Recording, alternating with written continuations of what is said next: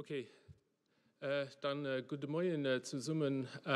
Mein Name ist Paul Wilmes, ich Sprecher von der Research Luxemburg Covid-19 Taskforce zusammen mit Professor Ulf Nerbas vom Luxemburg Institute of Health. Wir haben morgen 4 Themen, die wir gerne mit dir diskutieren. Ich werde anfangen, eine kleine Kontrolle zu machen in Bezug auf die Large-Scale Testing und als proaktive Mitigationsstrategie. Da wird Professor Alex Skupin vom Luxemburg Center for Systems Biomedicine ein paar Informationen zu den Modellen und zu den Simulationen von den einzelnen Exit-Szenarien gehen. Da wird wir der Professor Reiko Krüger vom Luxemburg Center for Systems Biomedicine hier auf der Uni Lützeburg. Hier werde ich die letzten Resultate von der Convince-Etude präsentieren. Und dann zuletzt werden wir nachher vom Dr. Henri Michel Cauchy vom Luxemburg Institute of Science and Technology, den ich ein paar Informationen werde geben zu den Nachweisen vom SARS-CoV-2-Virus an den Aufwasser halt zu Lützeburg. Wir werden versichern, über die nächste Woche, wenn wir die Pressekonferenzen weiterführen, ist einfach eine kleine Kontrolle zu gehen, wie die zu Lützeburg im Moment ausgesehen. Wie ihr wisst, haben wir 4.001 positive Tester bis dato gehabt. Dabei muss ich sagen, dass gestern vis-à-vis vom dafür drin wir 6 zusätzliche Fälle hatten.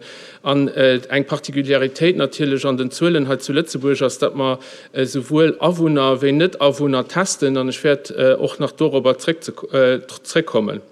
Halt zu Lützeburg schon mal ein Durchschnittsalter von 46 Jahren von den Leuten, die eben eine Infektion haben. Zurzeit, und das ist wichtig, ich 40 hier, wenn hauptsächlich, wenn wir nur von den Dekonfinementsmesuren schwätzen, wir haben aber im Moment noch 102 aktiv Infektionsfälle halt zu Lützeburg. Insgesamt hat man bis dato 110 Todesfälle. Und da ist interessant, dass aber das Durchschnittsalter sowie auch das Medianalter relativ hoch ist.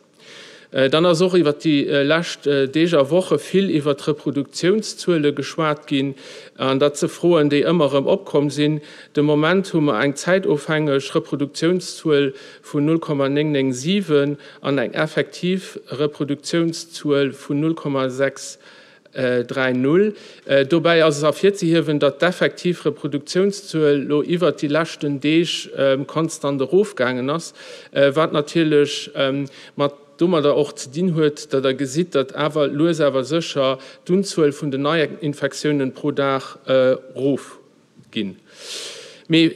Wenn wir vom Dekonfinement schwätzen, ist es eben aber wichtig, die Situation halt zu Lützeburg an den internationalen Vergleich zu stellen.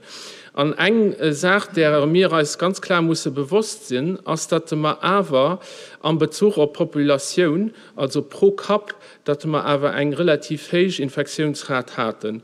Und die könnt ihr dann am internationalen Vergleich auch gucken. Wir haben hier eine rezente Statistik geholt, die am Tagesspiegel publiziert ist. Und da sind dann die Länder gelöscht, Remeinkeier, an Bezug auf die Fälle pro 100.000 Einwohner. An Lützeburg taucht normalerweise komischerweise an den Statistiken nicht auf. Aber wenn Lützeburg zum Beispiel an dieser Statistik auftauchen, da wären wir auf der 5. Platz international. Also 100 Katar, Bahrain, Singapur, Kuwait. Und dann nach 4 eben den USA. Also das ist dementsprechend wichtig, dass wir das für uns anhalten, wenn wir eben an das Dekonfinement gehen, weil wir eben aber riskieren, dass es relativ schnell umziehen, hauptsächlich weil wir aber erstens mal ein relativ hohes Zahl nach von aktiven Infektionsfällen haben, und dann zweitens, das ist etwas, was schon oft thematisiert wird, als dass wir eine große Dunkelziffer haben. Wir gehen davon aus, dass ungefähr 80% von denen Leuten, die eine Infektion haben, dass die asymptomatisch sind, das Virus aber können weitergehen. Die andere Partikularität für Lützeburg ist, dass wir natürlich ein Kleinland sind, und dass wir aber auch im Gieße von Regionen, wo wir aber eine ganz hohe Prävalenz hat. Wenn wir zum Beispiel mehr oder weniger die Situation von den LO gucken, das sind Prozentsätze von den Testern, die halt zu Lützeburg gemacht wurden, die positiv waren, par rapport zu wo die Leute hier kommen, wo sie eben hier Residenz haben. Und da sieht dat natürlich Lützeburg irgendwie so ein Grozon repräsentiert. Zum Beispiel am Rheinland-Pfalz sowie am Saarland hat ein ganz niedrig Prävalenz, an der Wallonie, an der Belge eben aber eng extrem hoch, und dann eben zum Beispiel an der Lorraine auch eng relativ hoch. Und da sind wir dann irgendwie an der Mitte dazwischen. Und das heißt natürlich, dass wenn wir an das Dekonfinement gehen und die Leute fangen Moment schaffen, da muss man eben, also kommen auf ihre Lieu de Travail, da muss man eben damit rechnen, dass man über eben zum Beispiel auch Frontalien, dass man dort relativ schnell könnten an eine Situation kommen, wo man neue Infektionsketten hätten, die dann dazu führen, dass man relativ schnell vielleicht an ein exponentiell kommen, wo eben Situationen da relativ schnell kind sich zuspitzen. Und das eben alles hat dem Kontext, dass man an Dekonfinement gehen, mir aber, dass der Virus nach aktiv an der Population zirkuliert, an eben auch an den umgrenzenden Grenzregionen. Und dementsprechend als erfährt sich hier, wenn das wenn wir als lo nicht die richtigen Mesuren und Hand gehen, also viele Leute sitzen lo hier im Raum mit Maske, ich habe mein noch viel drin und das sind alle die Mesuren zusätzlich zu eben den normalen Hygienismaßnahmen von Handwaschen, eben Hände desinfizieren und so weiter, wo wir die Sache am Griff können halten. Wir wollen als trotzdem noch zusätzliche Mesuren und Hand gehen, für eben den Virus am Bezug auf Verbreitung an der Population am Griff können zu halten. So, hier ist eben eine Simulation und mein Kollege Alex Skupin wird nur noch mehr auf die Simulationen nehmen zu schwätzen kommen, das habe ich später schon angedeutet.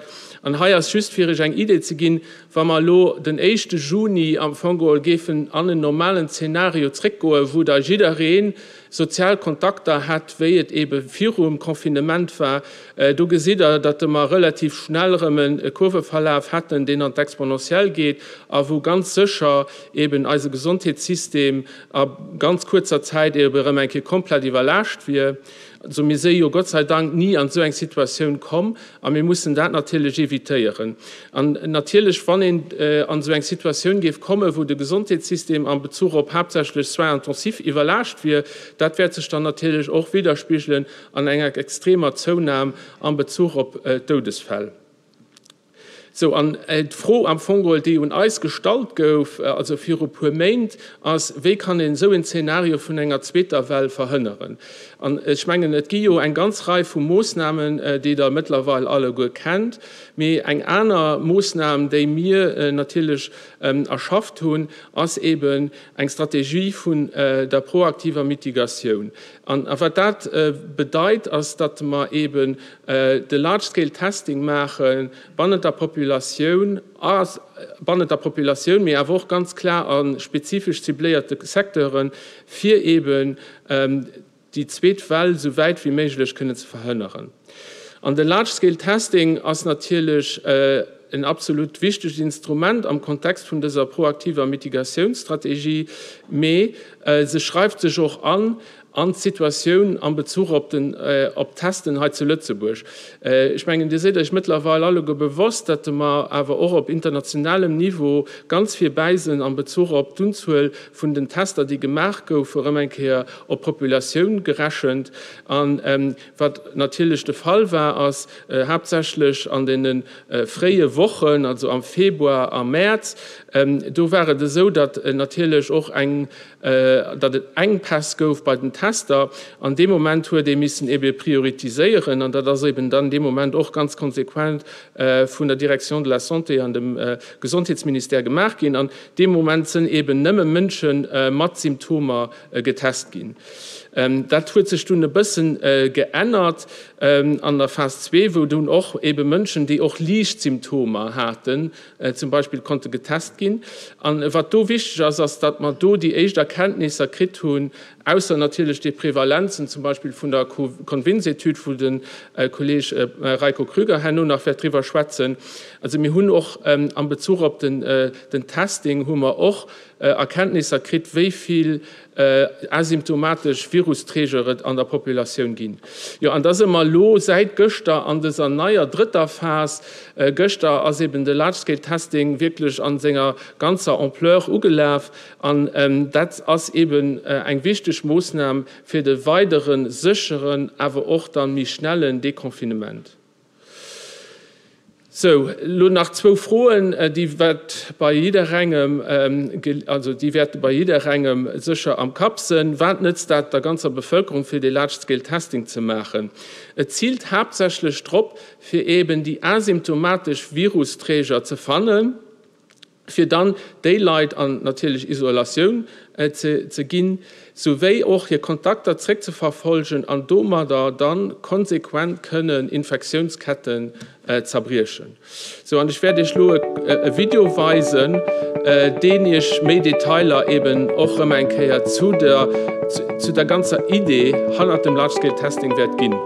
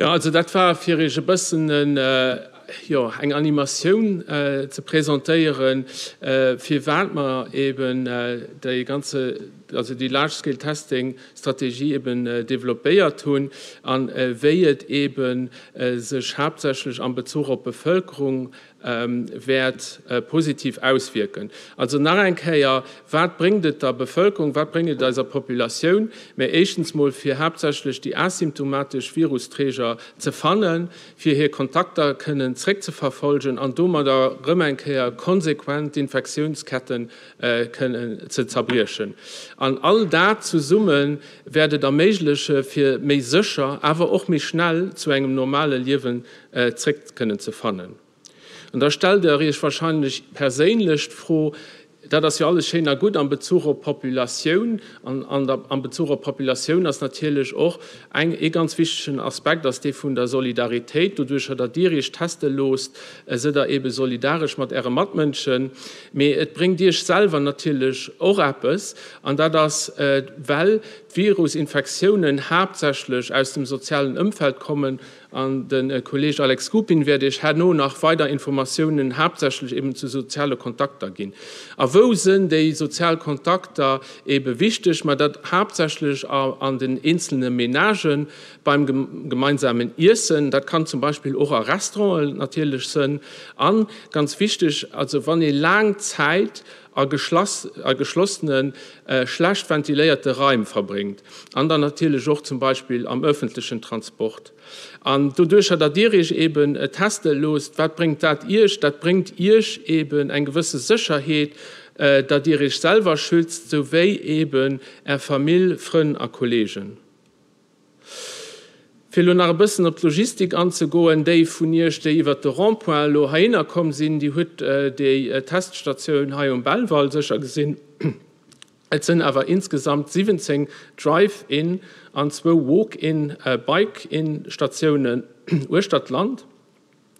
Und das ist eben ganz strategisch, wo eben die meisten Leute zu einer gewissen Zeit geben, Lunch fuhren. Pardon. Aber was wichtig ist, als für eben, du können zu passieren, muss da ich Rendezvous online holen. Ich komme gleich nach darüber zu schwätzen.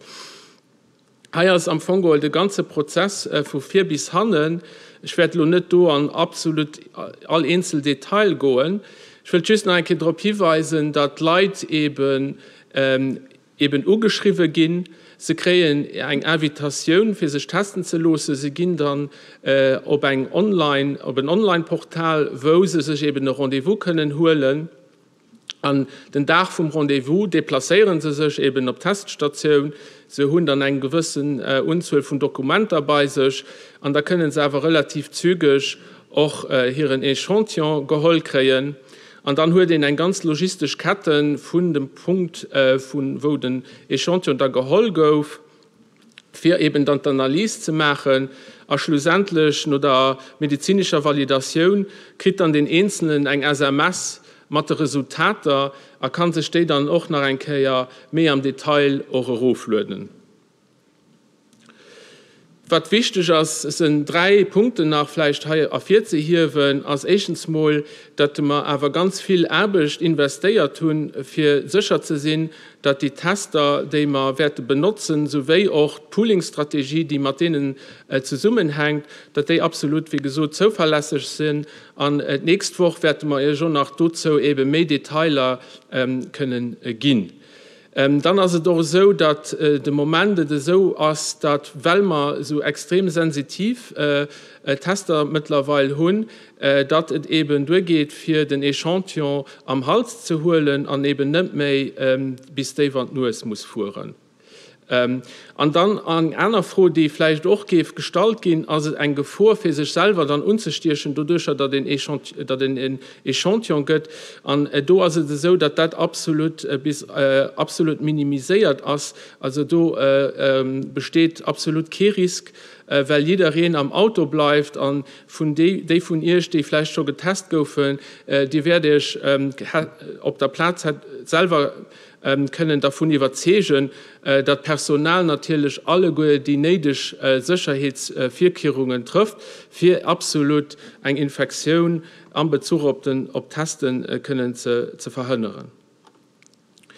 Dann ist ich froh an den Kollegen Reiko Krüger, wird Herr nur noch ein bisschen über die Antikörperresultate an Bezug auf Convince-Studie schwätzen. Das ist aber ein froh, die wir auch ganz oft kriegen. Für was machen wir keine großräumig Antikörpertests, bannend eben dem Large-Scale-Testing. Das ist so, dass wir ungefähr bannend der Population mit 2,6% haben, die im Moment Antikörper gegen das SARS-CoV-2 haben. Und wir sind dementsprechend am Bezug auf den Dekonfinement sind wir ganz weit weg von 60 bis 70% davon müssen ausgehen, für zu sagen, dass in einer gewissen Herdenimmunität bei der Population hat. Das heißt, wir sind am Fungehol zu ungefähr 97,4% sind wir susceptibel für aber nach einer Infektion zu machen bei der Population. Und den anderen Aspekt, der wichtig ist, als du durch den Antikörper hat, das heißt aber nicht, dass den immun ist. Das heißt, dass den nicht eine zweite Infektion zum Beispiel kennt machen. Und dementsprechend an Bezug auf als Large-Scale-Testing-Strategie, also für den Moment nicht essentiell für die Informationen zu haben, weil die Informationen geben nicht ermöglichen, dass man eine zweite Welle könnte verhindern. Eine zweite Welle wäre so, dass nicht mehr dadurch zu verhindern, dass man wirklich spannender Population, die Leute, die positiv sind, identifizieren, für die zu isolieren, hier Kontakte nur verfolgen können, für dann auch der Quarantäne zu gehen, und da darum ein konsequent können Infektionsketten zerbrechen. Der letzte Punkt, den ich noch gerne machen ist, dass wir eben die Strategie natürlich entwickelt haben. Wir haben aber auch ein Strategic Advisory Board angesagt an den ersten Meeting, mit dem hatten wir Mänden. Und das sind zum größten Teil international feierend Wissenschaftler, die uns eben an Bezug eben auf eine Strategie und Weiterentwicklung davon werden begleiten. Und das ist wichtig für uns, dass wir eben trotzdem auch den unabhängigen eben Input kriegen, sodass wir auf höhere Mesure vielleicht als Strategie können adaptieren. Das hängt natürlich hauptsächlich davon ab, wie viel positiver wir werden identifizieren und auch ganz wichtig, ob sektorspezifisch eben Infektionsketten zum Beispiel dabei sind, sich zu etablieren. Und da muss man überlegen, wie man eben da konsequent kann so Szenarien, wo man da kann abwirken, für die Infektionsketten dann zu zerbrechen. Da wäre ich am Ende von dem ersten Teil, und ich gebe dann das Wort übergehen und den Alex Kupin, den ich weiter Informationen an Bezug eben auf Modelle, an eben Simulationen von den einzelnen Dekonfinementsszenarien wird gehen. Vielmals merci.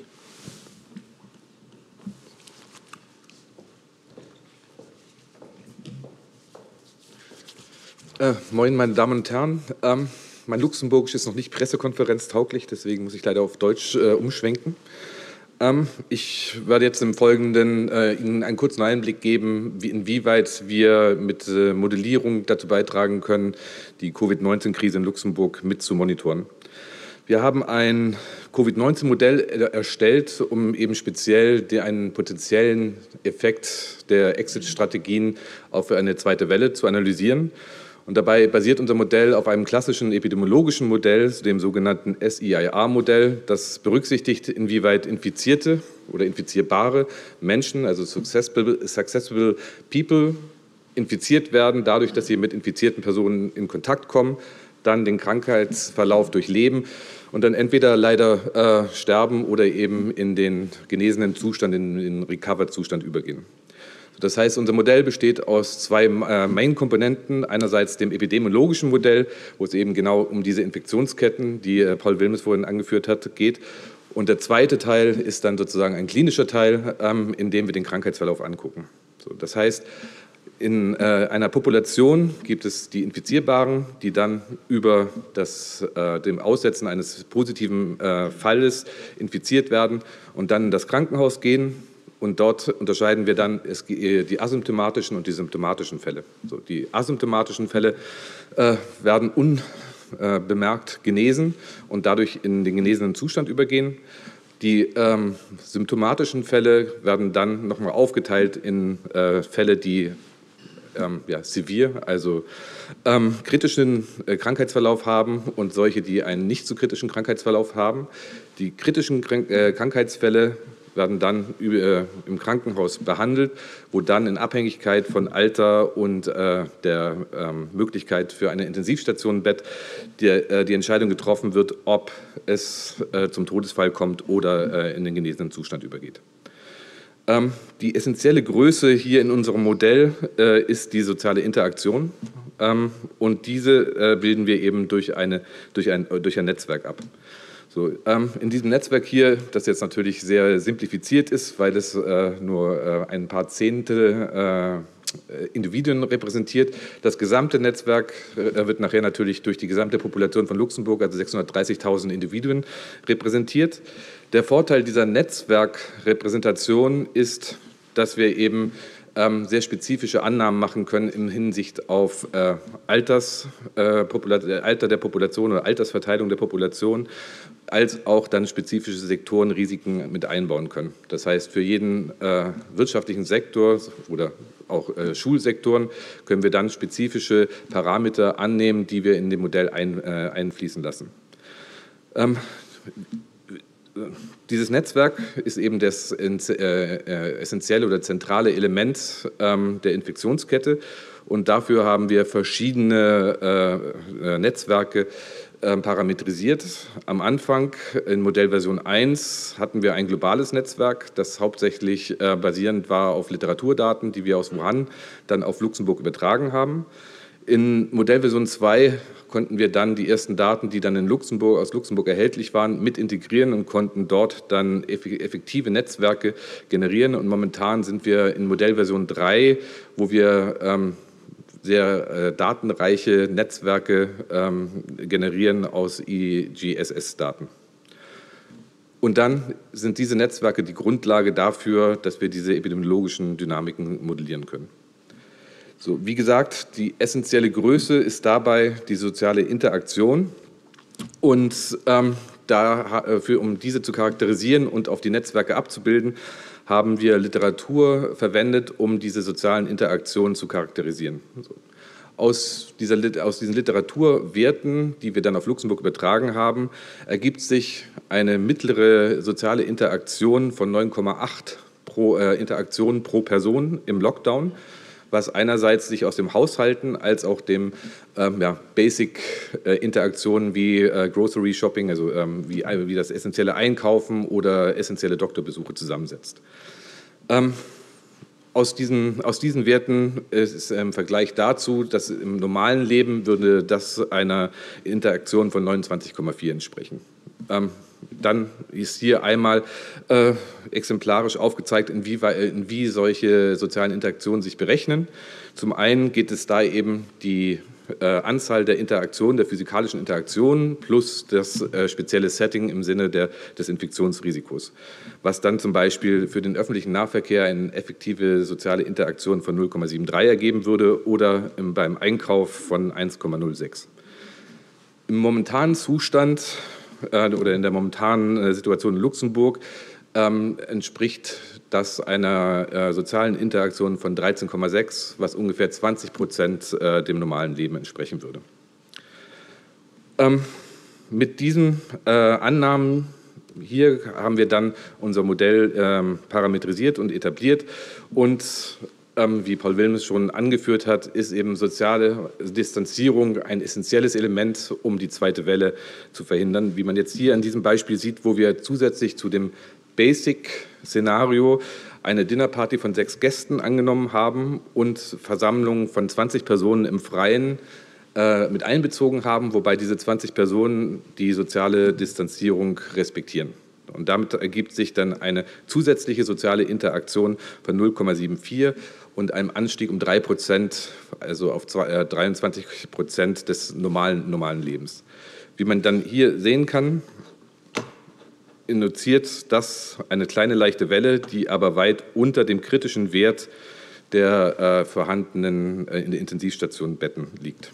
Außerdem sieht man, dass auch die Anzahl der Todesfälle nicht super dramatisch steigt, zumindest wenn man das vergleicht mit demselben Szenario, in dem jetzt die Personen in den Versammlungen die soziale Distanzierung nicht befolgen.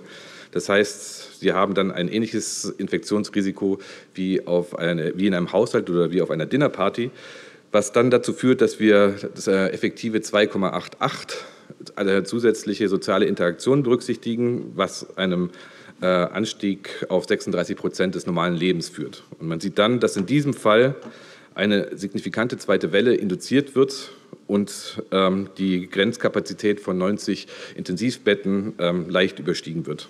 Außerdem, wenn wir das mit dem vorigen Fall vergleichen, sehen wir, dass die Todeszahl von unter 500 auf fast 1000 ansteigt.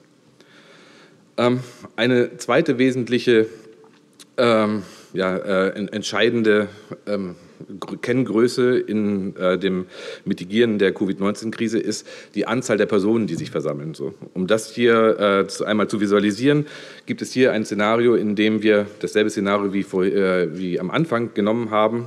Das heißt, wir haben eine Dinnerparty und das Versammeln von 20 Personen im Freien, die jetzt aber die soziale Distanzierung respektieren. Und zusätzlich haben wir dann eine 70-prozentige Öffnung der Restaurants mit berücksichtigt, wobei wir hier im Mittel von 6 Tischgästen ausgehen und zusätzlichen 10 weiteren Personen im Restaurant.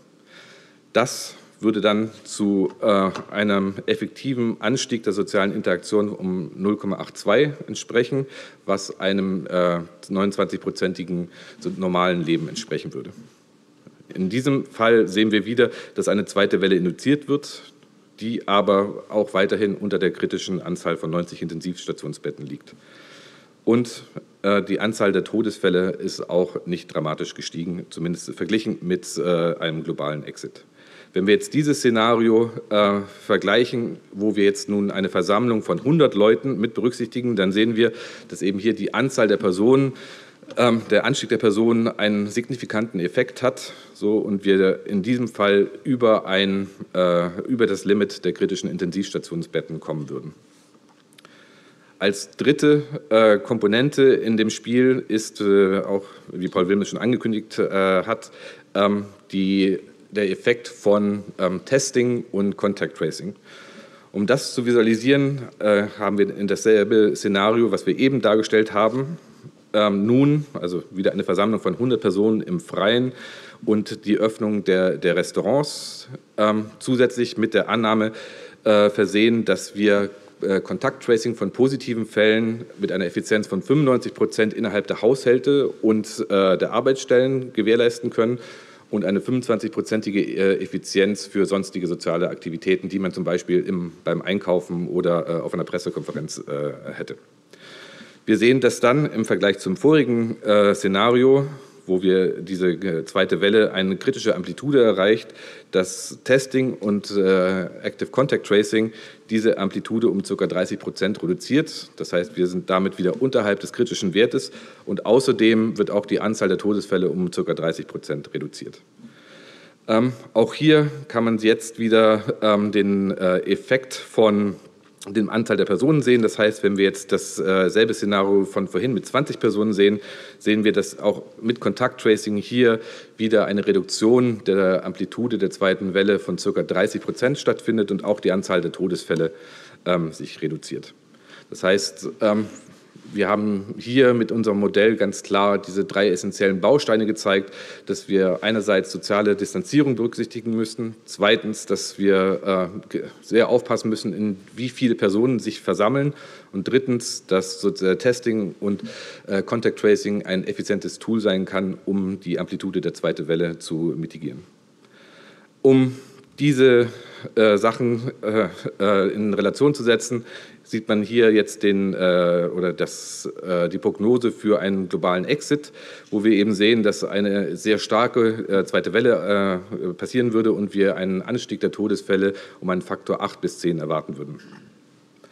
Um das zu verhindern, haben wir eben zum einen dieses Modell oder diese Modelle etabliert und zum anderen monitoren wir strikt den momentanen epidemischen Status im Land. So, dafür bekommen wir Daten einerseits vom Gesundheitsministerium und andererseits auch von IGSS.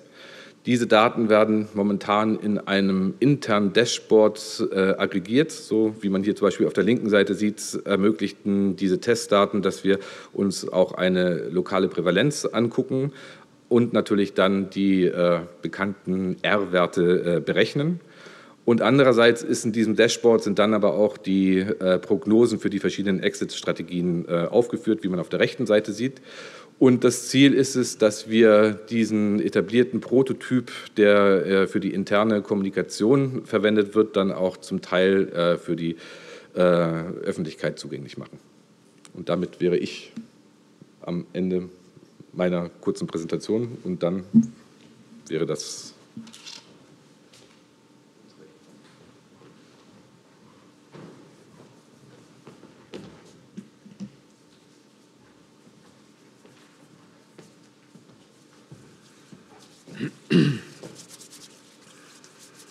Ja, sehr geehrte Damen und Herren, liebe Kolleginnen und Kollegen, ich freue mich sehr, heute wieder hier stehen zu können im Rahmen der Convince-Studie und Ihnen ein Update zu geben über das, was in den letzten Wochen passiert ist. Ich denke damit, und Sie erinnern sich vielleicht, dass ich beim letzten Mal Ihnen die sogenannten Baseline, die ersten Daten dieser Studie präsentieren konnte, dass dies eine ganz besondere Eigenschaft unserer Convince-Studie zeigt, nämlich die Tatsache, dass wir nicht nur einen einzelnen Schnappschuss auf die Situation bezüglich der Virusausbreitung hier in Luxemburg werfen, sondern dass wir das longitudinal machen. Das heißt, die Teilnehmer unserer Studie wiederholt einladen, um eben Verläufe zu dokumentieren und Entwicklungen aufzuzeigen. Und das ist etwas Besonderes, was auch, denke ich, wie ich das sehe, im Moment recht einzigartig ist in den wissenschaftlichen Studien, die repräsentativ auf Landesebene arbeiten. Und ich denke, dass wir hier auch in Luxemburg einen wichtigen Beitrag leisten können. Ich möchte mich dabei ganz herzlich bei allen Teilnehmern dieser Studie bedanken, die sich dafür einsetzen, dass wir hier vorangehen können. Ich kann Ihnen sagen, dass bei der ersten Folgeuntersuchung fast alle wieder teilgenommen haben. Und ich denke, das ist ein ganz tolles Zeichen, dass wir hier auch die Unterstützung und das Commitment der Teilnehmer haben. Und natürlich gehört dazu auch, dass eben auch die Forschungsinstitute, die Partner aus den verschiedenen Labors, die wir hier in Luxemburg haben und auch TNS Ilris als Begleiter und Partner in der Studie hier gemeinsam an einem Strang ziehen, dass wir das erfolgreich voranbringen können. Ich freue mich, Ihnen hier die nächsten Daten geben zu können und ich möchte Sie zunächst noch einmal erinnern, was das primäre Ziel unserer Studie ist, dass wir nämlich die Prävalenz, das, was schon häufig angesprochen wurde hier, repräsentativ erfassen wollen. Das heißt, anhand einer repräsentativen Sample der Luxemburger Bevölkerung, dass wir sehen wollen, wie verändert sich das über die Zeit. Und ich werde Ihnen schon Daten zeigen, die Veränderungen darlegen. Und wir werden in der Zukunft auch mehr und mehr Informationen bekommen, wie können wir unsere Daten deuten. Das heißt, wie übersetzt sich ein Antikörperstatus in Zukunft in das, was wir als Immunität bezeichnet haben und diskutieren. Und es ist auch für uns sehr wichtig, und dazu trägt auch unsere Studie bei, dass wir sehen können, wie sieht das Umfeld aus, wie viele Personen hatten Kontakt, wie sind Ausbreitungswege der Infektion. Zur Erinnerung noch einmal, das Ganze ist dadurch möglich, dass wir in diesen Zeiten des Confinements sehr schnell, sehr rasch herausgehen konnten, an Teilnehmer herantreten konnten, diese einladen konnten, basierend auf der Idee, repräsentativ für Luxemburg zu sein. Und da haben wir aus einem Pool von über 18.000 Teilnehmern, Befragten von TNS Ilris, mehr als 1.800 Teilnehmer gefunden, die bereit waren und die Kriterien erfüllen, um diese Repräsentativität wiederzugeben. Diese ist nach Alter, nach Geschlecht und nach Wohnort ausgewählt und spiegelt somit Luxemburg, die Luxemburger Bevölkerung in der Gesamtheit wider. Und wie schon gesagt, über 94% der Teilnehmer sind dabei, engagieren sich dafür. Und während wir hier stehen, ist schon die nächste Folgeuntersuchung im Gange. Und wir haben schon mehr als 1.500 Teilnehmer, die jetzt schon wieder dabei sind für die nächste Folgeuntersuchung. Das ist sehr wichtig und wie gesagt, das wird am Ende zu dem gesamten Bild dieser Situation und auch der Entwicklung beitragen. Innerhalb unserer Studie erfassen wir auch relevante Befunde und das wurde auch schon angesprochen. Wir wollen wissen, wer trägt das Virus in sich, wer kann potenziell das Virus damit auch weiter verbreiten. Das wird anhand eines PCR-Tests gewährleistet, wo man das Virusgenom nachweisen möchte. Und hier haben wir es geschafft, immer von 48 Stunden diese positiven Befunde den Teilnehmern wiederzugeben. Alle positiven Befunde in dieser Studie werden an den Teilnehmer zurückgegeben. Für diese positiven PCR-Befunde braucht es dann noch eine reguläre diagnostische Testung, wie Sie das kennen, um das noch einmal zu bestätigen. Die Antikörper werden ebenfalls getestet. Das ist etwas, was wir in großen Kontingenten testen. Und auch hier werden positive Befunde, das heißt der Nachweis von Antikörpern gegen das Virus, den Teilnehmern mitgeteilt und auch jeweils den betreuenden Ärzten, dem Allgemeinmediziner oder dem Facharzt, dem sich diese Patienten anvertrauen und der eben von diesen Patienten angegeben wurde, von diesen Teilnehmern angegeben wurde. Wichtig ist, dass Teilnehmer, die innerhalb von 48 Stunden nichts hören, sicher sein können, dass sie kein Virus in sich tragen. Und was auch ein wichtiger Aspekt ist, ist, dass natürlich im Rahmen der Verlaufsuntersuchungen sich Eigenschaften ändern können. Jemand kann neu infiziert sein, das wird natürlich mitgeteilt und das hat dann eben auch die Begleitung innerhalb der sanitären Maßnahmen hier in Luxemburg zur Folge. Ich möchte Ihnen gerne noch einmal ein bisschen den Kontext der Convince-Studie zeigen und Sie haben diese Grafik auch in verschiedenen Formen schon gesehen, wo man sehr gut sehen kann, wie am Anfang der Pandemie die Zahlen doch sehr stark angestiegen sind, der diagnostizierten Covid-19-Fälle, der erkrankten Virusträger. Und wir sehen, dass das zum Glück auch im Rahmen des Confinement im Verlauf abgenommen hat. Sie sehen hier den Start unserer Studie. Sie erinnern sich vielleicht, dass wir im Rahmen der Baseline-Untersuchung eine Prävalenz von 0,3% in der Bevölkerung, was ungefähr 1500 Virusträgern entsprochen hat, gefunden haben. Heute sind wir hier, wo wir die erste, Entschuldigung, das war die Baseline, heute sind wir hier, wo wir die erste Folgeuntersuchung machen können. Und ich möchte in dem Zusammenhang vielleicht auch einen Aspekt erwähnen, den wir auch im Rahmen der Zusammenarbeit hier in Luxemburg gemacht haben, weil es sehr interessante Begleitbefunde gibt, die sehr gut mit unserem Befund, die ich Ihnen gleich präsentieren werde, korrelieren. Und zwar sehen Sie hier eine Arbeit von Herrn Henri-Michel Cauchy, der auch da ist und gleich Ihnen nochmal weitere Informationen geben wird, der Viruspartikel in den Abwässern der Kläranlagen nachweisen konnte. Und Sie sehen sehr schön hier, dass die Höhe der nachgewiesenen Viruspartikel sehr schön korreliert auch mit dem Verlauf, mit dem Abflachen hier dieser Kurve der diagnostizierten Covid-Fälle. Das heißt, tatsächlich ist hier eine indirekte Verfolgung auch der Pandemie, der Ausbreitung des Virus anscheinend möglich. Das war zu Beginn der Studie, haben wir das noch diskutiert und das freut mich sehr, dass da so unterstützende Daten kommen und ich werde Ihnen auch zeigen, dass das eben auch mit unserer Baseline-Analyse, wo wir ungefähr 0,3% Prävalenz nachgewiesen haben und eben dem, was ich Ihnen jetzt gleich präsentiere, sehr schön übereinstimmt und korreliert. Zu den Ergebnissen. Ich werde Ihnen zunächst einmal die Ergebnisse darstellen zum Nachweis des Virus selbst. Das ist die Virus-PCR, die wir da darstellen. Und da sehen Sie, dass in der Zwischenzeit die Prävalenz sich erniedrigt hat. Das heißt, wir haben inzwischen 0,1% nachweisen können an Prävalenz für akute Virusträger in der repräsentativen Luxemburger Bevölkerung.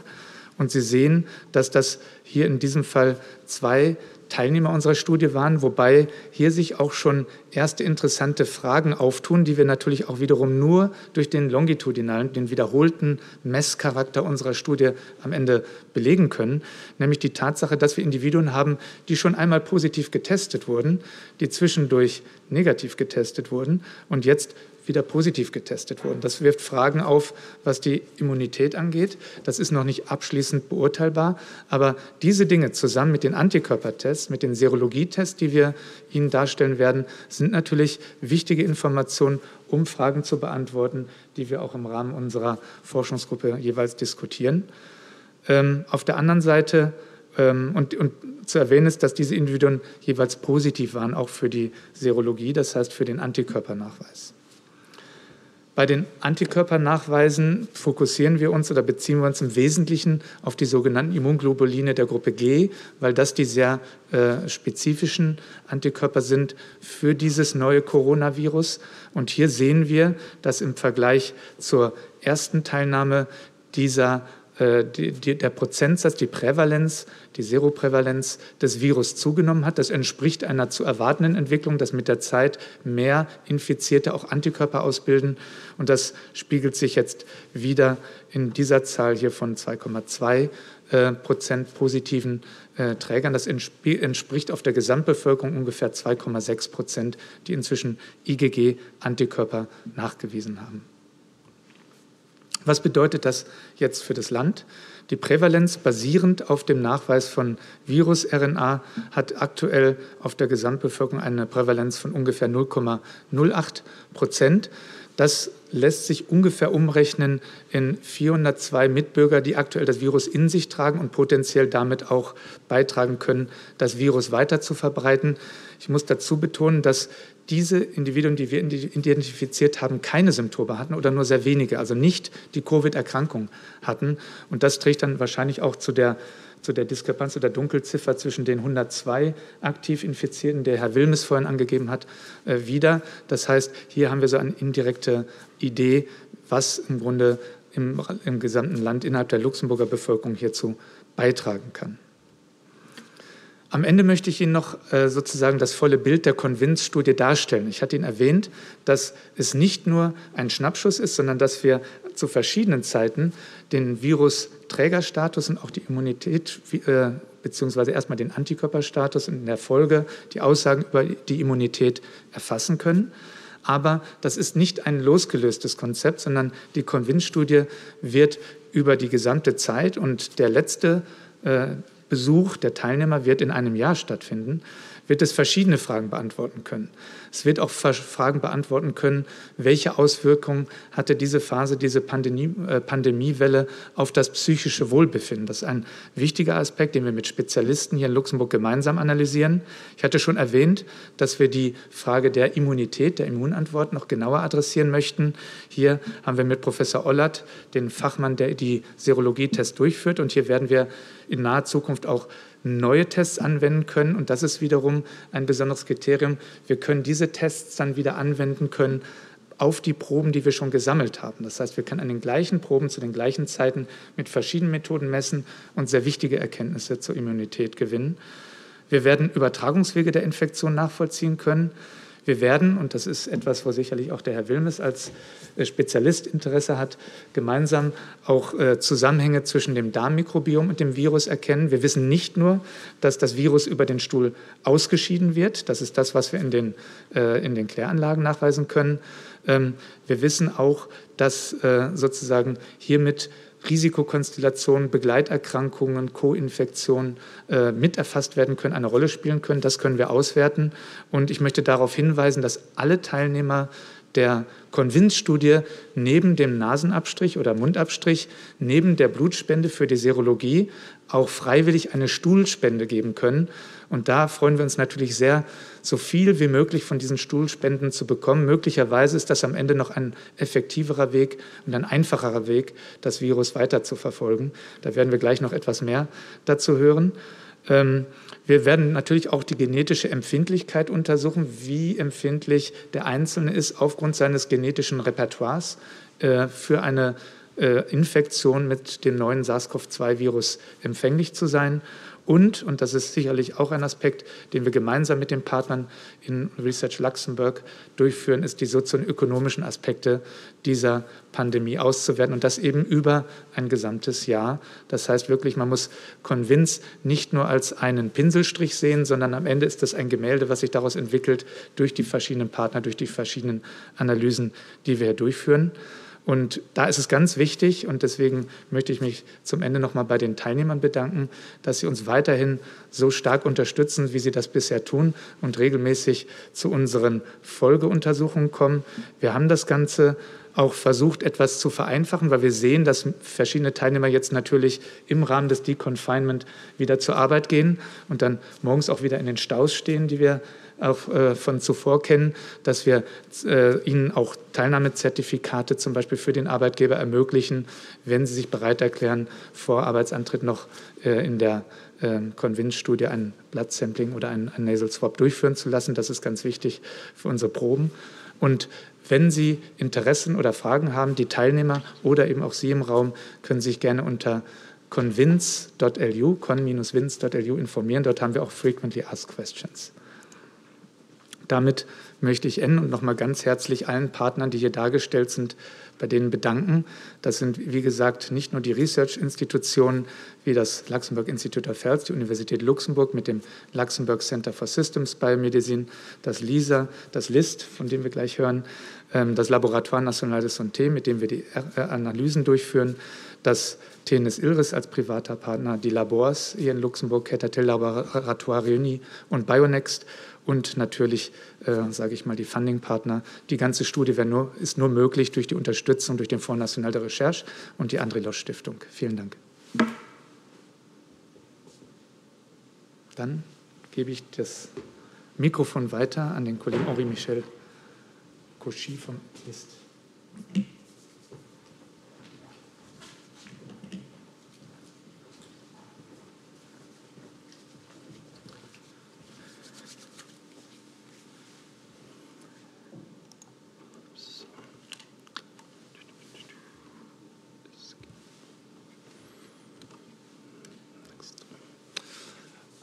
Bonjour à tous. J'ai donc la possibilité de vous présenter les résultats d'une étude qui concerne la contamination et la présence de coronavirus dans les eaux usées, sujet qui a déjà été introduit par mes collègues auparavant et qui suit une logique de complément d'information par rapport à toutes les initiatives d'études de prévalence qui ont été faites. Juste pour situer, pour qu'on comprenne bien ce que peut apporter un suivi des coronavirus dans les eaux usées, vous avez, dès le début de la crise sanitaire dans les différents pays, la mise en place essentiellement d'un suivi, ça a été rappelé dans la phase 1, des personnes qui sont symptomatiques et qui sont malades. Dans une phase 2, de manière un peu plus large, encore un focus sur les personnes symptomatiques. Et cela prend du temps pour mettre en place une image représentative de la prévalence dans la population. Dans la phase 3, l'augmentation de la capacité d'analyse fait qu'on aura très rapidement une information sur cette prévalence, mais dans les premières phases, il y a un certain délai pour avoir une information représentative de la circulation du virus dans la population. À ça s'ajoute, et c'est un des sujets de l'étude Convince qui vient d'être présenté, les personnes qui sont asymptomatiques, et voir dans la population qui ne présente pas de symptômes s'il y a également une circulation du virus. Toutes ces études sont fondamentales et donnent des informations qui sont détaillées au niveau de l'individu. On sait quel est l'âge, le sexe, et on peut déterminer des statistiques sur le niveau d'infection dans la population. Mais dès le début de la pandémie, dans différents pays, et au Luxembourg aussi par notre équipe, on a investigué la possibilité d'utiliser un autre indicateur de la propagation du virus dans la population. Partant du fait que le coronavirus est bien sûr a comme porte d'entrée le système respiratoire, il n'en est pas moins excrété au niveau des selles et parfois de l'urine, et par conséquent en se focalisant sur les eaux usées, les eaux qui proviennent de nos toilettes et qui sont concentrées en un endroit particulier, les stations d'épuration. Eh bien, en prenant un échantillon à cet endroit-là, à l'entrée de la station d'épuration, on a finalement un seul échantillon, mais qui représente toutes les personnes qui sont connectées par les égouts à ce système d'épuration. Ça veut dire, pour les grosses stations d'épuration de Luxembourg, en un seul échantillon, 50 000, 100 000, voire 140 000 personnes dans une seule action d'échantillonnage. Donc ça veut dire que, en échantillonnant là une fois, par exemple, par semaine, on va pouvoir, avec 7 échantillons seulement, obtenir une information qui correspond à 70% de la population luxembourgeoise. Et donc ça a permis très tôt de pouvoir suivre et de voir si on avait une image qui représentait quelque chose en utilisant ces échantillons. Donc 7 échantillons traités en 1 jour et demi à 2 jours. On a une information très rapide et qui est aussi assez peu onéreuse à mettre en place. Alors, ce n'est pas une nouveauté pour le Luxembourg. Notre équipe travaille sur des virus qui sont liés à l'eau depuis plus d'une dizaine d'années. On a travaillé sur des virus de grippe intestinale. On a travaillé sur des poliovirus suite aux migrations à partir des zones de guerre, comme la Syrie, ou sur les entérovirus. Et c'est intéressant parce qu'on a pu avoir des échantillons qu'on a réanalysés maintenant pour voir quand le coronavirus apparaissait réellement dans les eaux luxembourgeoises. On a des échantillons depuis avril 2019 qui ont pu être analysés. Et ça, c'est une situation assez unique au niveau européen. Alors, comment concrètement fait-on? On va dans les stations d'épuration. Vous avez ici la localisation des 7 stations qui sont actuellement échantillonnées. Encore aujourd'hui, on a rajouté 3 autres stations d'épuration. Jusqu'à la semaine passée, on couvrait 63% de la population. Aujourd'hui, on va couvrir 73%, 10% de plus. Vous voyez, le nombre de personnes est en dessous du nom de la station. Donc, on a jusqu'à 140 000 personnes qui sont connectées au système de Begen, qui est la station d'épuration de la ville de Luxembourg et communes autour. Et on a donc des échantillons qui représentent un grand nombre de personnes. Alors, ces stations reçoivent aussi des eaux usées des hôpitaux. Et par conséquent, pour distinguer ce qui vient d'un hôpital et de ce qui vient de personnes potentiellement, par exemple, asymptomatiques qui sont chez eux, on va aussi échantillonner les sorties, les égouts des hôpitaux, de telle manière qu'on a une information sur ce qui vient des hôpitaux et ce qui vient du reste de la population. Alors pour le moment, on est seulement dans la première phase pour cette partie-ci. Le CHEM, donc hôpital Émile Meinrich d'Esch-sur-Alzette, le CHL à Strassen et le Reha-Center au Kirchberg ont répondu positivement. Et donc on espère augmenter aussi l'information qui vient directement en fait des hôpitaux. Alors quand on a ces échantillons, je vous passe les détails de méthode, mais simplement pour que vous compreniez, on a de l'eau qui provient d'une station d'épuration. Et ce sont les spécialistes de l'épuration qui nous le fournissent. Donc ce sont les personnels des stations d'épuration qui travaillent avec nous, qui nous déposent des bouteilles qui contiennent cette eau, qui représentent 24 heures d'eau qui arrive, par exemple, pour Begen, de 140 000 personnes. Ensuite, on sépare ce qui nous intéresse. C'est ce qui est représenté au milieu. Ce qui nous intéresse, ce sont les virus. On va les purifier. À partir de cette eau, ça prend quelques heures de travail. Et une fois qu'on a ça, le point important, c'est qu'on va utiliser une détection par PCR, qui est la même méthode que celle utilisée dans les études et qui ont notamment été mis au point par le LIH. Donc on permet une comparaison entre nos résultats et les résultats qui sont obtenus par PCR dans la population. Ça, c'est un point très important de pouvoir comparer ce qui est comparable. Alors voilà les résultats. Je vais vous demander d'abord de vous focaliser sur le graphique qui est à gauche. Il représente la plus grosse station d'épuration du Luxembourg qui est située à Begen, juste au nord de la ville de Luxembourg.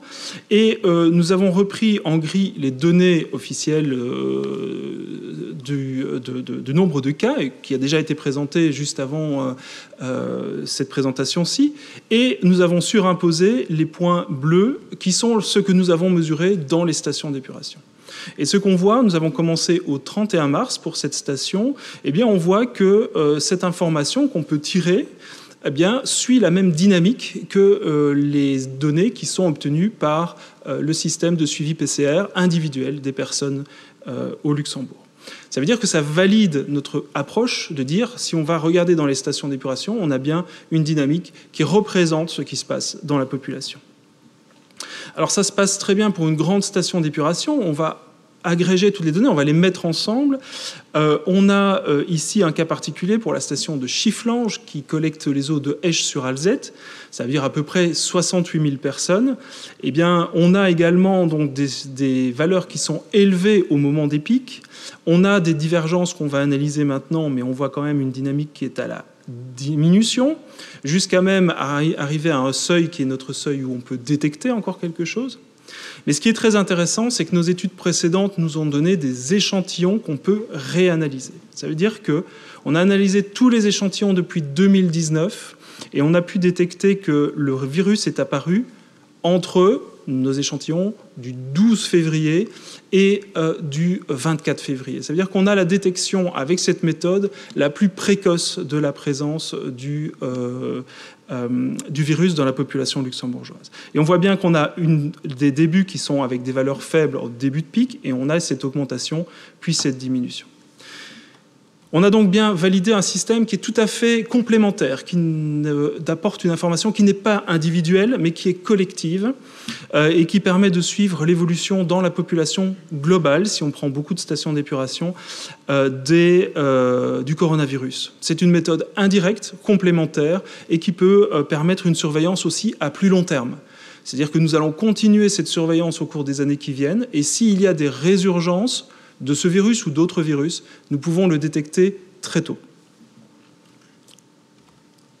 Donc en conclusion, on a pu détailler et dire à quelle date on avait un signal qui apparaissait, qui correspond à une contamination qui commence à être significative dans la population, entre le 12 et le 25 février.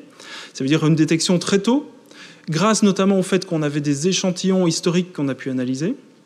La quantification par PCR permet d'avoir une bonne idée dans les eaux usées de ce qui se passe dans la population, et donc c'est un outil de surveillance sur le long terme qui est intéressant. Et on a un niveau de détection qui est très bas, ça veut dire que de faibles quantités, un faible nombre de personnes infectées donne déjà un résultat au niveau de l'analyse PCR dans les stations d'épuration.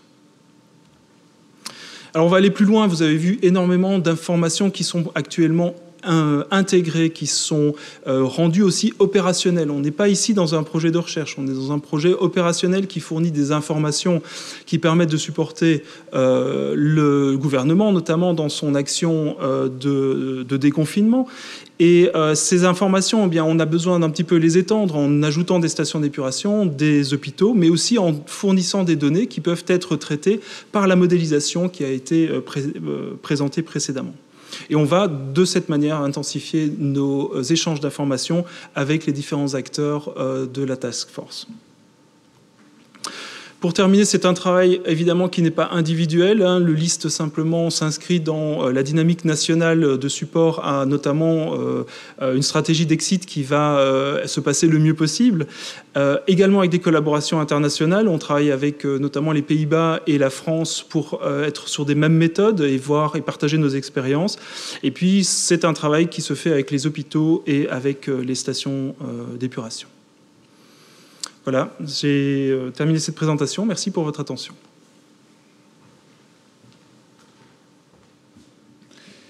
D'accord. Also vielmals merci für alle die Vorträge und wir wären dann bereit für Erfragen zu kriegen. Den Herr Professor Ulf Nerbas vom Luxembourg Institute of Health ist auch mittlerweile hier und kann natürlich dann auch auf Fragen antworten.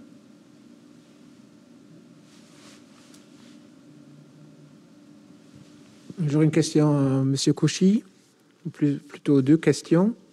D'une part, vous avez débuté les mesurages en février, lorsque tous les frontaliers étaient encore actifs au Luxembourg.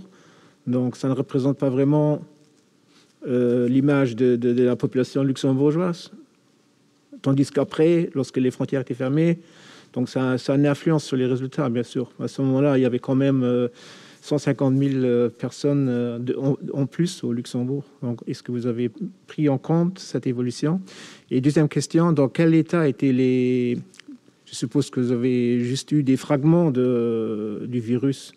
Ou est-ce que le virus était dans un état où il était encore infectieux lorsque vous l'avez retrouvé dans les eaux usées?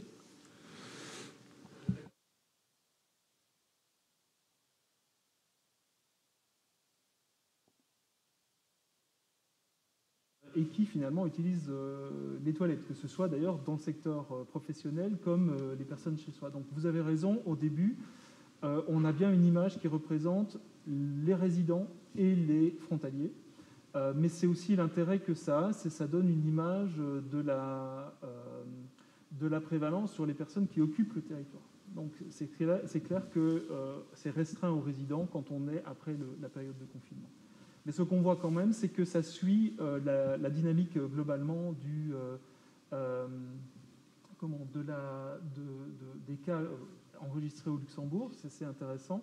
Et c'est aussi intéressant justement quand on est dans des périodes de déconfinement, parce que ça permet aussi de mesurer les augmentations potentielles, notamment avec l'ouverture des frontières et le retour des commuters, des transfrontaliers. Donc, mais vous avez raison, c'est une image intégrée quand les transfrontaliers sont là. En ce qui concerne ce qu'on mesure, il est très clair qu'on mesure quelque chose qui est en PCR, c'est-à-dire qu'on peut mesurer des fragments de virus, et le travail qu'on va faire à partir de maintenant, c'est de faire la relation, comme vous avez dit, entre détecter une trace de virus, qui n'est pas obligatoirement un virus infectieux, et de faire le rapport avec ce qui est justement le virus infectieux, le rapport entre la détection et le risque en quelque sorte. On sait que le virus va se dégrader très vite, et donc vraisemblablement on a souvent des fragments, mais comme la vie du virus est très courte, en quelque sorte l'information est que dans un passé très récent, on avait un virus infectieux. Quand il arrive dans la station, il est vraisemblable qu'il n'est plus infectieux. Et donc c'est une distinction très importante à faire, et d'être bien prudent sur ce qu'on trouve. L'avantage du fait que le virus est très vite dégradé, qu'on trouve des traces mais plus de virus infectieux, c'est que le personnel des stations d'épuration et l'eau qui est rejetée dans les rivières ne présentent pas de risque sanitaire pour les travailleurs et puis le milieu environnement récepteur. Da war eng froh do hannen. Ja, das für den Radio 100,7 für den Herr Wilmes. Wie viel Leute müssen eigentlich bei dem Large-Scale-Testing mitmachen, für das es nützt? Und wie optimistisch sind da, dass die Ziele zu erreichen? Wohl wissen, dass es ja auf freiwilliger Basis ist und dass damals bei den Testern der Lyceen nicht so viele Schüler mitgemacht haben. Ja, also war da zuletzt so, wir hatten da eine Partizipation zwischen 40 und 50%. Wir haben aber gesehen, dass an anderen Sektoren Partizipation mehr höher ist. Als Ambition ist es ganz klar, für darüber rauszugehen. Also, dass wir eine viel mehr hohe Partizipation werden kreieren, für dass es eben so optimal funktionieren kann wie möglich. Das ist so, dass das System funktioniert, auch wenn wir 50% zum Beispiel mitmachen. Aber natürlich ist es so, dass es viel besser funktioniert, wenn mehr Leute mitmachen. Und das dafür, dass wir eben und Solidarität von den Leuten appellieren, für dass sie sich eben testen lassen. Wenn mehr Leute mitmachen, werden wir eine bessere Sicht kriegen, werden wir besser können asymptomatisch positive Individuen identifizieren, isolieren, hier Kontakte nur verfolgen, und da wir da eben viel mehr Infektionsketten zerbrischen. Die 50% ist das Minimum.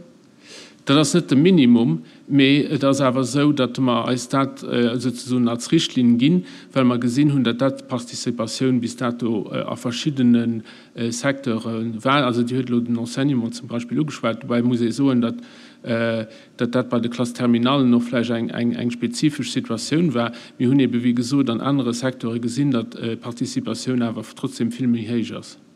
Ich habe just noch eine Frage. Und auch die Ouverture von Kinoen, Kultur, Sport, Kulten modelliert, weil da können ja nicht Events mit mehr wie 20 Leuten organisiert gehen, also mit spezifischen Sicherheitsmeasures. Ja, da gebe ich, also ich gebe vielleicht da übergehen und den Alex Kupin, der kann ich vielleicht da mehr Informationen noch dazu geben, wie ein Szenarien eben modelliert gaufen und zu welchen eben Simulationen da sind. Ich switch wieder zu Deutsch. In den Simulationen sehen wir, also die Annahmen, die wir hier getroffen haben in den Simulationen, haben zu einem effektiven Effizienz von dem Kontakttracing und dem Testing bei 50% gelegen. Wobei wir eben die höhere Effizienz innerhalb der Haushalte hatten und die niedrige Effizienz außerhalb. So. Derselbe Wert hat sich auch bei dem Testing, wurde bei dem Testing angenommen. Da sehen wir eben, dass mit 50% Effizienz oder Partizipation wir einen 30%igen Abfall in der zweiten Welle, der Amplituden der zweiten Welle sehen können. So, das heißt, je effizienter wir natürlich da sind, desto mehr können wir diese zweite Welle abschwächen.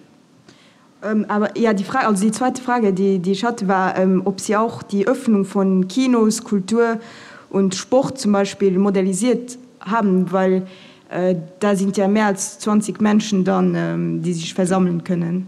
Ja, ganz spezifisch diese Simulation haben wir nicht gemacht. Da sind wir vielleicht auch etwas überrollt worden von schnellen Entscheidungen. Was wir aber eben gemacht haben, sind diese Simulationen, wo wir mehr als 20 Leute sich haben versammeln lassen. So, also ich habe hier die Versammlung von 100 Personen gezeigt, aber wir haben auch für 50 und 60 Personen diese Simulation gemacht, die sich dann in einem nicht direkten, aber doch in einer Abschätzung für diese Öffnung von Kinos und anderen Kultureinrichtungen abschätzen lassen. Aber das ist sicherlich der nächste Schritt, den wir jetzt machen werden. Habe ich richtig verstanden, dass Sie in jedem Fall von einer zweiten Welle ausgehen?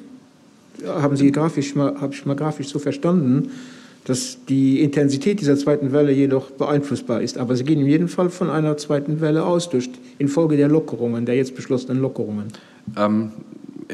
Ja, so, aber das wird sicherlich jetzt auch wieder davon, also dass eine zweite Welle kommt, ja, die Frage ist genau, wann sie kommt und mit welcher Stärke sie kommt. So, das sind, glaube ich, die Parameter, die wir einstellen können. Solange wir eben keine Impfungen haben, womit wir wirklich eine große Immunität, eine Herdenimmunität andersweitig herstellen können, werden wir irgendwie durch diese Epidemie laufen müssen. So, und da ist es eben essentiell, dass wir einerseits das Monitoren machen, um zu wissen, ob und wie schnell wir wieder in eine solche Welle reinlaufen, und andererseits eben das Schritt für Schritt mitigieren im Sinne von Contact Tracing und Isolation.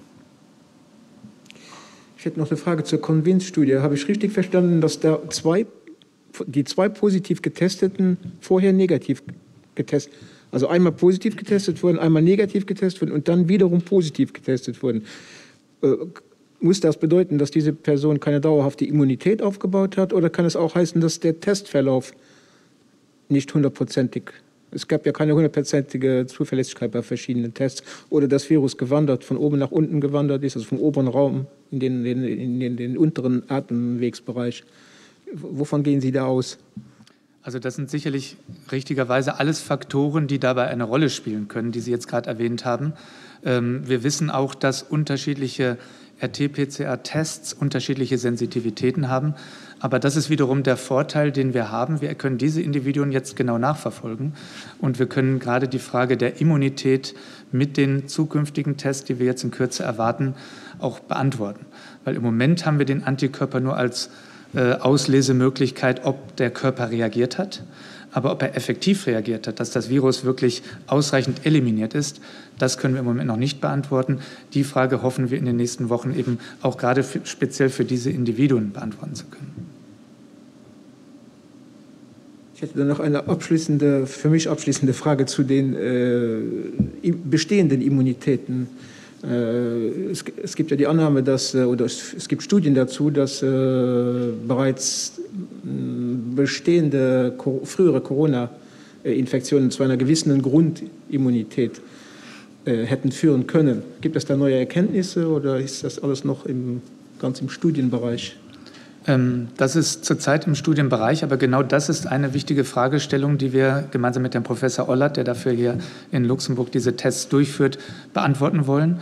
Und es ist tatsächlich so, dass wir wissen, dass es eben diese sogenannte Kreuzreaktivität gibt. Das heißt, frühere Coronavirus-Expositionen zu einem in dem Sinne dann falsch positiven Signal auch führen könnten für das SARS-CoV-2-Virus. Wir wissen, dass das für das IgG, und deswegen zeige ich speziell diese Daten, sehr unwahrscheinlich, sehr gering ist dieser Effekt.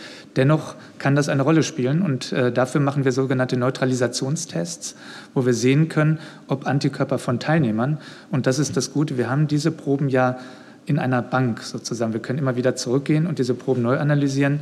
Und diese Proben werden jetzt getestet, ob sie das Virus auch wirklich eliminieren, unterdrücken können in der Effektivität. Das kann man zum Beispiel in Zellkulturversuchen machen, wo man sieht, ob diese Zellen aufgelöst werden oder nicht. Und das sind genau die Experimente, auf die wir jetzt auch dringend warten. Also das kündigt sich jetzt unmittelbar an. Ich erwarte das wirklich in den nächsten Wochen.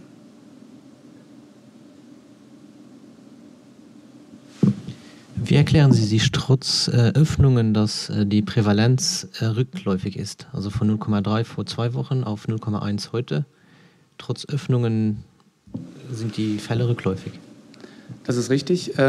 Auch da gibt es verschiedene Sichtweisen. Wenn wir das nachweisen, sehen wir eine gewisse Menge Viruspartikel bei diesen Teilnehmern vorhanden.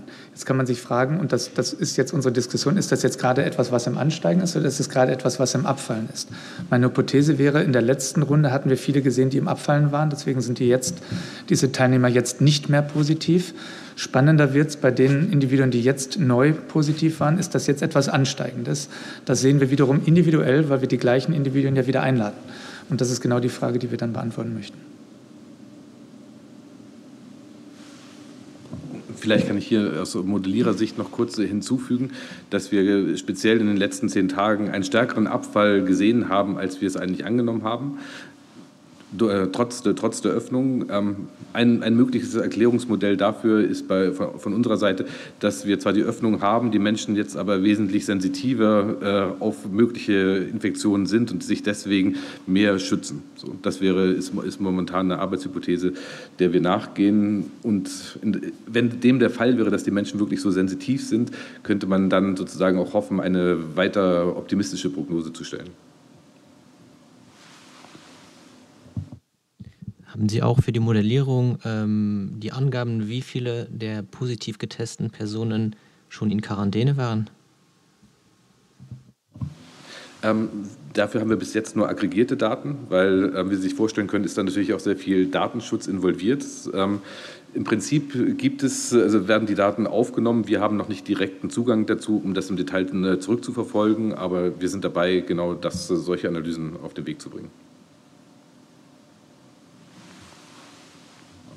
Vielleicht noch eine zusätzliche Bemerkung, dass natürlich so, dass halt zu Lützeburg trotzdem jeder auch während dem Konfinement den eben positiv getestet wird, dass die Individuen aber abgefordert werden von der Inspektion sanitär für sich eben an Isolation zu beginnen. An das aber eben ein neuer Moment trotzdem ist, dass wir also über die Inspektion sanitär am même Sinn für auch Kontakte nachzuvollziehen, an dass die Leute sich dann an Quarantäne beginnen. Ich meine, das ist eben ein Unterschied zu der Zeit, wo wir am Konfinement sind. Du musst dann auch gucken, die Mesuren, hauptsächlich eben de Contact Tracing, und das hat den Alexander Fedron ja auch beschrieben, das in zusätzliche Moyen für eben trotzdem den Virus an seiner Ausbreitung zusätzlich anzudämmen. Und wir müssen gucken, wie die Mesuren zusätzlich eben zu dem Large-Scale-Testing dann eben begreifen.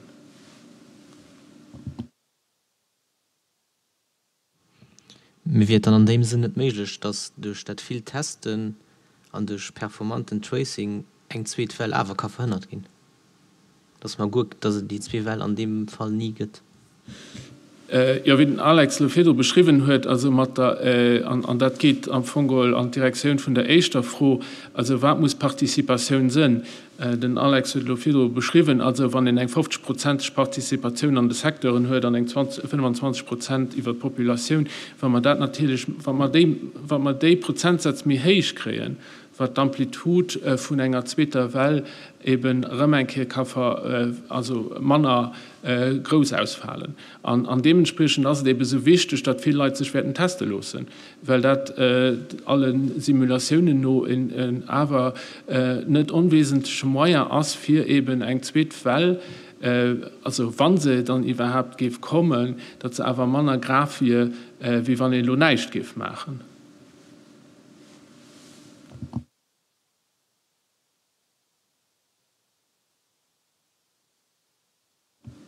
Ich sehe nicht, dass nach zusätzlich frohe wären.